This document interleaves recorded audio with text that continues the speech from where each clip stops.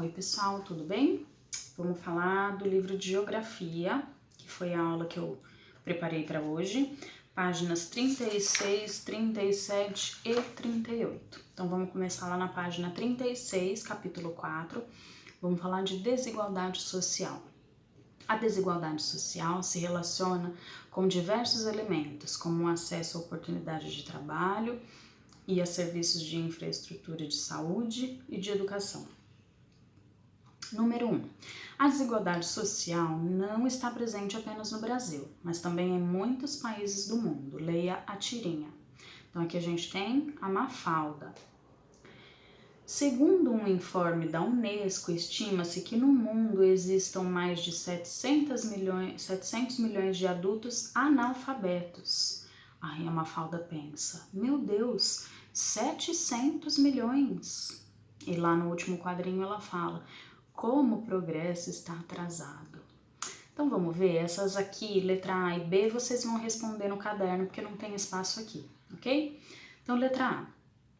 Com qual dado estatístico a personagem da tirinha ficou surpresa? O que deixou ela super espantada? B.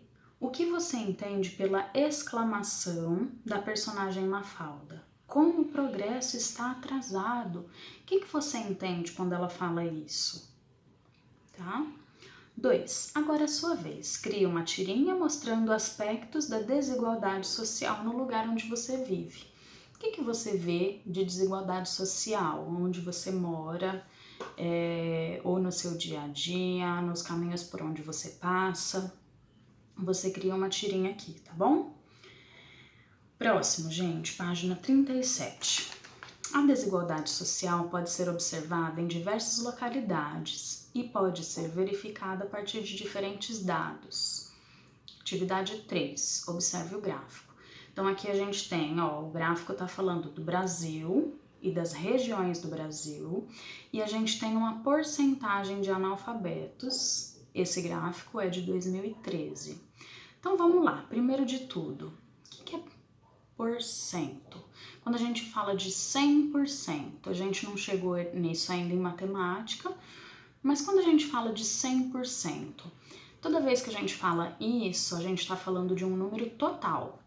Então, por exemplo, quando na nossa sala todos os alunos estão presentes, a gente tem 13 alunos. Então, 13 alunos é 100% da nossa sala, certo? Quando a gente fala de, por exemplo,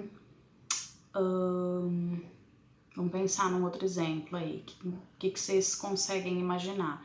Quando a gente fala, por exemplo, se eu comprei, gosto muito de chocolate, vocês sabem, se eu comprei uma caixa de chocolate e nessa caixa vinha 30 bombons, eu comi todos? Eu comi 100% dos bombons. Então, quando a gente fala isso, a gente está falando do número total, 100%.